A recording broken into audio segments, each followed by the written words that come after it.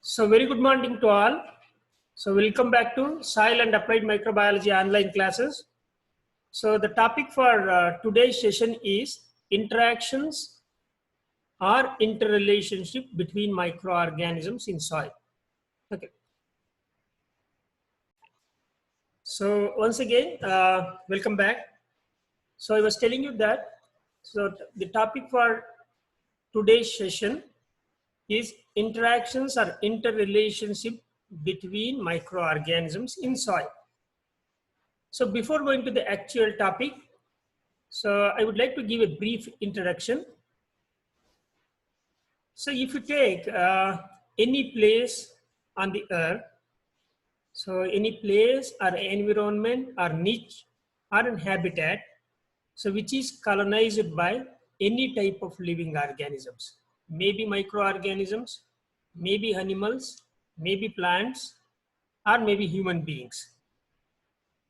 So between these living organisms, so that means in any place where there will be a presence of group of living organisms, so there will always be some type of association or relationship exist between the living organisms. So this relationship may occur between a particular group of species or one type of organisms or between different types of organisms. So, and these interrelationship or association, this may be positive or advantageous, or this may be negative. So positive means, so whenever two organisms undergo association or interrelationship, one may be benefited or both may be benefited. So, or it may be negative, where one is negatively influenced or affected, another one may be positively affected or which is advantageous to the another one.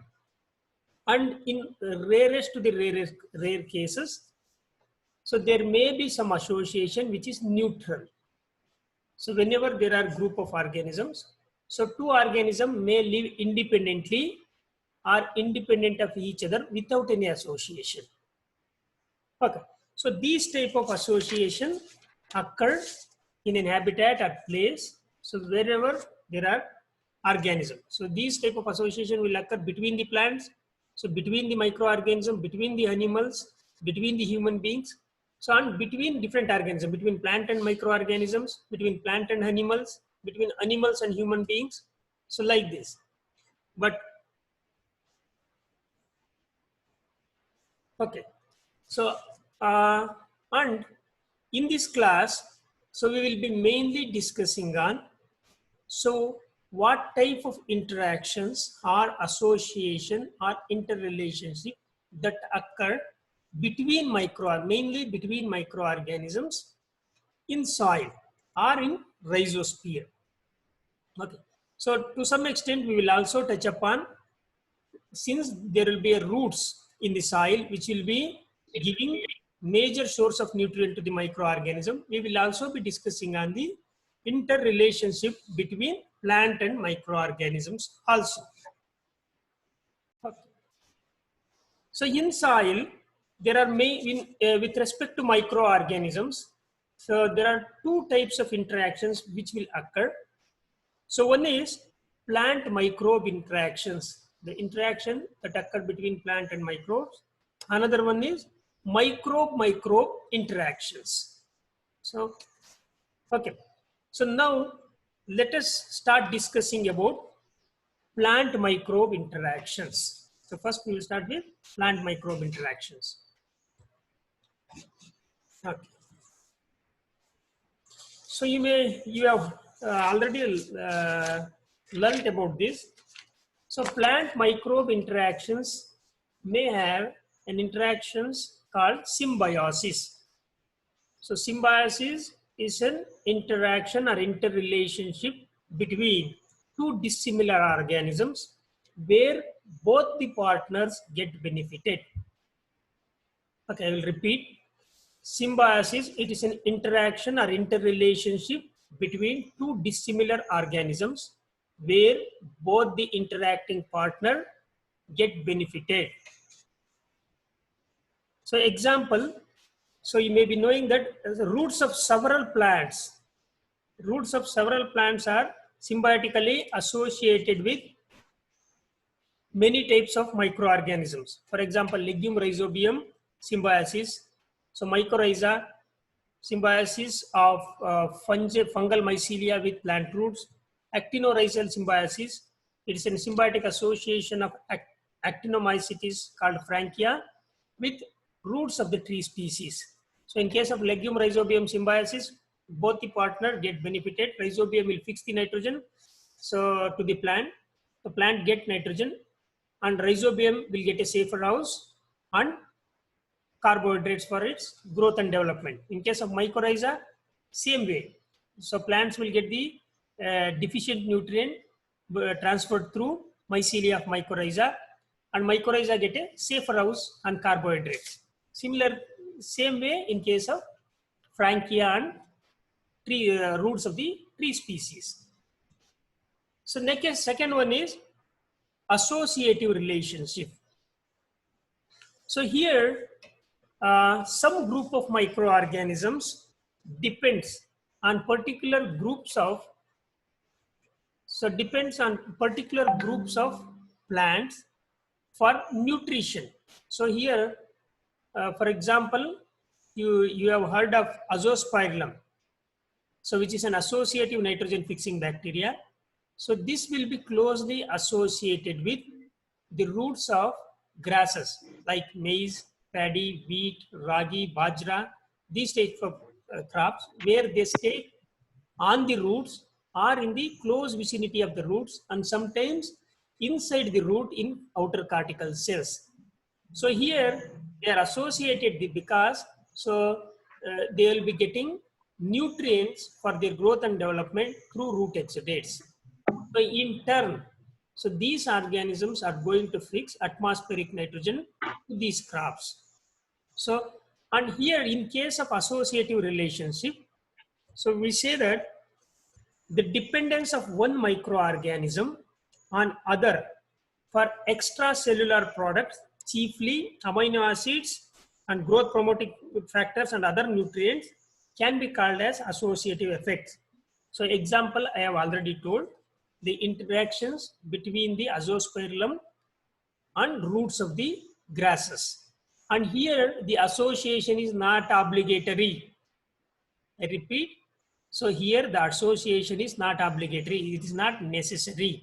So both plant as well as azoospermillum can survive without this association also. Okay. So next, antagonistic relationship between plants and microorganisms. So you may be knowing that some plants produces some chemicals through its roots, so which are going to inhibit the growth of some group of organisms. So these chemicals produced by the plant roots are mainly targeted towards inhibition of the pathogenic microorganism which may negatively harm or which may cause diseases in the roots. So antagonism means the production of chemicals by one organism which will inhibit or kill or inhibit the growth of other organism. For example, the roots of several plants produce chemicals like hydrocyanic acid, glycosides, and chitinases, which will inhibit the growth of microorganisms, especially fungi. For example, a flax variety called bison, it is resistant to fusarium wilt. I'll repeat. Flax variety called bison, it is resistant to fusarium because it produces hydrocyanic acid through its root, which will inhibit the growth of fusarium. So because of which it is resistant to fusarium wilt. So there is one more terminology which you need to understand here. So that's called fungistasis. fungistasis.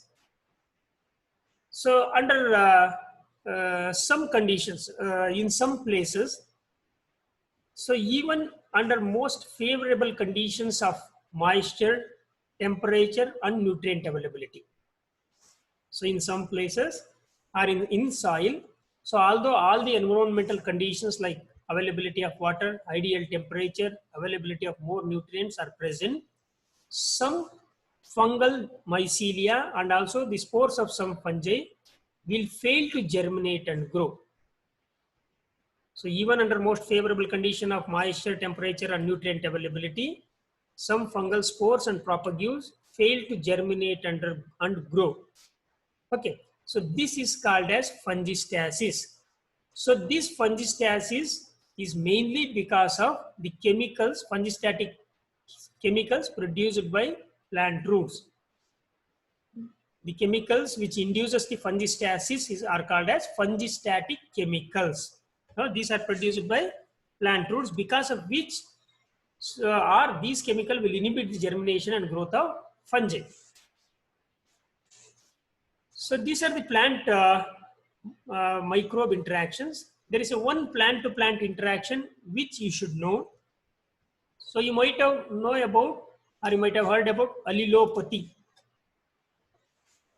So allelopathy, you may be knowing that if you see the growth of some tree species, especially casuarina, one example I can give, eucalyptus.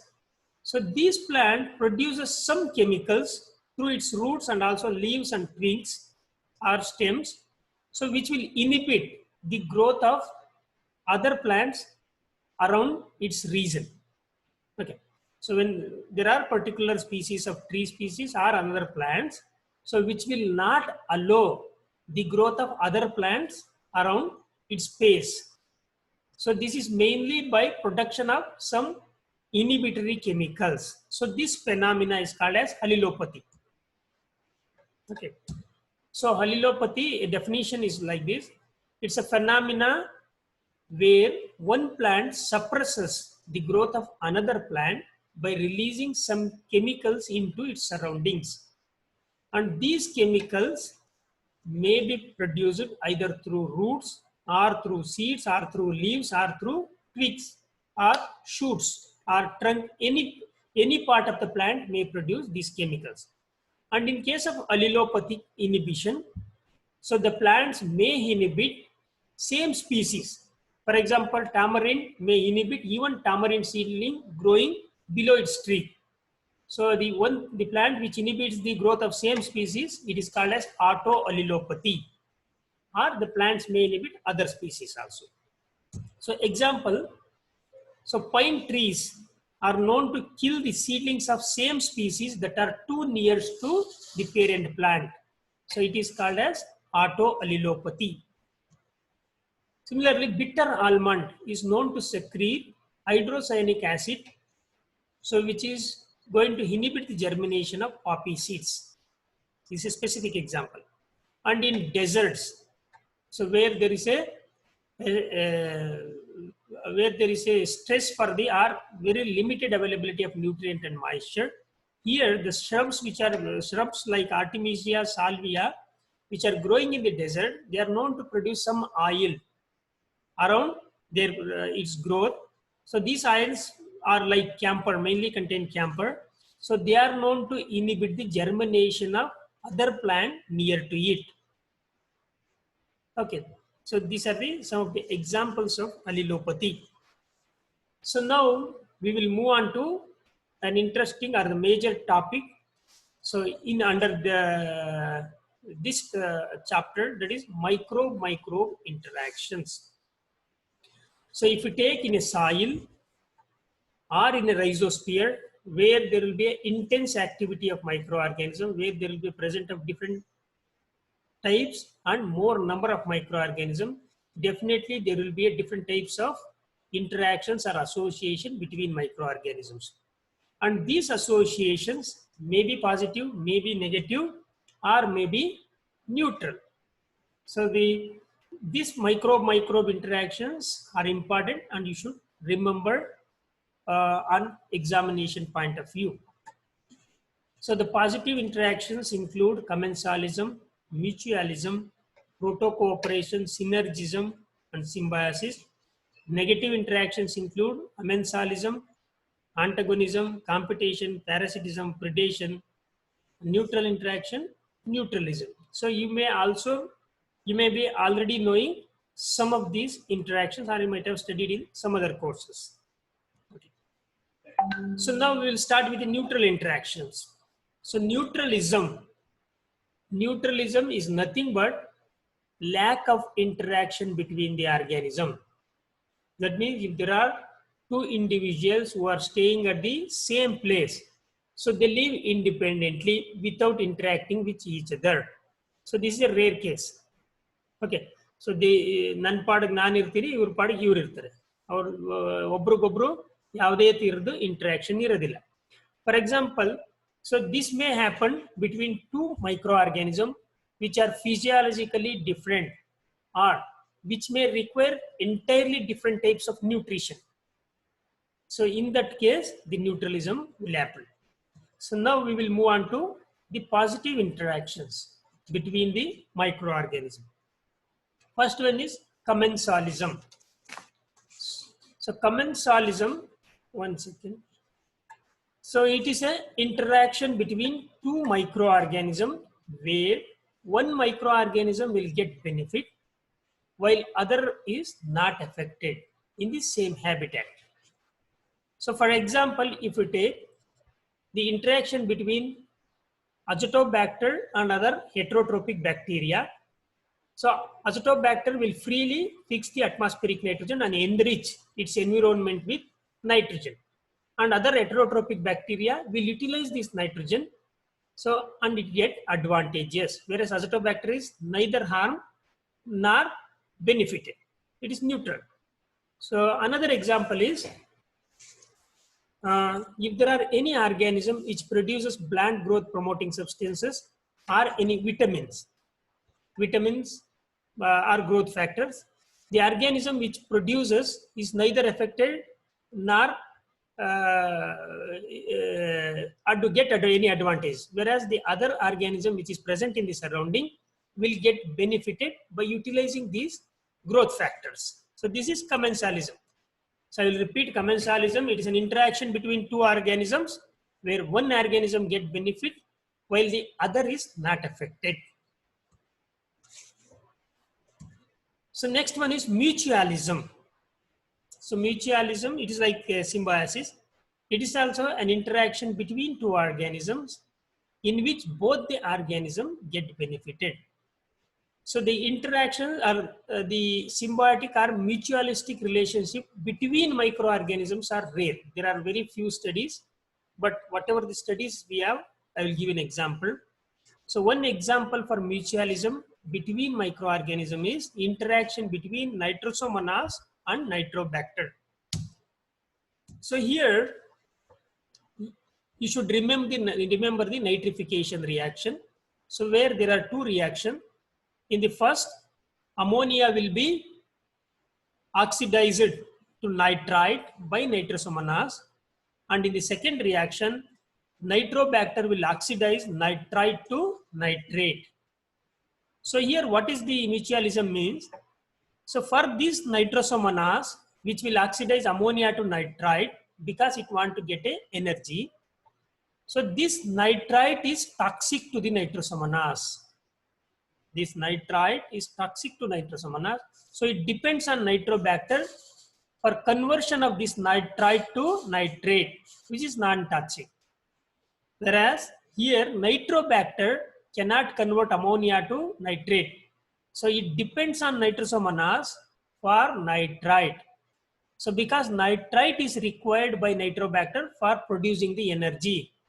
So this Nitrobacter will oxidize nitrite to nitrate and get the energy. Okay, these two are chemoautotrophic organisms. So we'll move on to next. So proto-cooperation. So this is also some type of mutualism. So, but it is a non-obligatory relationship. It is not necessary. Both the organism can survive without this relationship also. Protocooperation, it is a non-obligatory interaction or interrelation between two microorganisms where both the organisms get benefit. Example, the interrelationship between cellulose decomposer and nitrogen fixer. Cellulomonas, example for cellulose decomposer, and nitrogen fixer, azospirillum. If we take a association between azospirillum and a cellulomonas, the azospirillum fixes nitrogen and enriches the surrounding or the niche with the nitrogen. So by utilizing nitrogen as an energy source, cellulomonas converts cellulose into glucose. So it enriches the environment with the more of carbon source or glucose, so which can be utilized by both the organisms. So nitrogen fixer enriches with nitrogen. So cellulose decomposer enriches with carbohydrates. So here both are benefited. Okay. Next one is synergism or syntropy.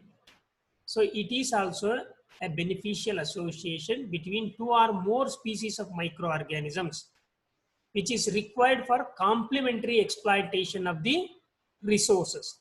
For example, if there is a one complex resource which cannot be utilized by one group of organism. So for example, if you take a big wood log which contains very high lignin, cellulose, hemicellulose, and even other organisms, other nutrient. So these all the components that is present in the wood cannot be degraded by a single organism. So you might have learned this in lignin degrading fungi. There are white rot fungi, brown rot fungi, and sugar fungi. Okay. So these three act synergetically in tandem for complete exploitation of the hard resource. Okay. So I will repeat, it is an association where two or more microorganisms work complementarily to get a benefit, where all the organisms get benefited. Example, so this way you can see this type of synergism in the degradation of compost and utilization of resources, in degradation of wood, and in degradation of complex substances like pesticides and steroids. Okay. Okay. 1 second. Now I will move on to negative interactions. So 4 minutes left. If possible, I will try to cover. So amensalism or antagonism. This you have already studied in plant microbe interaction. Antagonism means the production of a chemical or a substance by one organism, so which will going to kill or inhibit the growth of other organisms. For example, several microorganisms produces antibiotics, so which will inhibit or kill the other microorganisms. Second one is competition. So it is an interactions or interrelationship between organism where one organism suppresses the other as the two species struggle for the same limiting resource. So whenever there is a limiting resource, so whenever there are more organisms, so these organisms compete each other for the same limiting resource. So and ultimately this competition will lead to the extinction of one organism. When two are fighting, so the defeated one will be eliminated, other will get the resource. And the competition may happen for anything, maybe for space, maybe for nutrition, maybe for water, or any other thing. Okay, next one, parasitism. So parasitism is nothing but it's association where one organism lives on or inside the body of the other, from which it obtains its nutrients. So one organism lives on the other and it derives its nutrient. For example, bacteriophages, which live inside the viruses, and Trichoderma parasitizes another fungi called Rhizoctonia solani, from which it derives all its nutrients. Another one is predation. Predation, it is an association where one organism feeds on the other. For example, you may be knowing that protozoa feeds on bacteria. So this is mainly for getting the food. These are all negative interactions where one get benefited, another is harmed. Okay. Okay, I think these are the interactions or interrelationship I wanted to cover. So in this class, so I think we have covered plant microbe interactions, plant microbe plant interaction, that is allelopathy, and microbe interactions. In microbe interactions, so we have covered both positive interactions and negative interactions. Okay.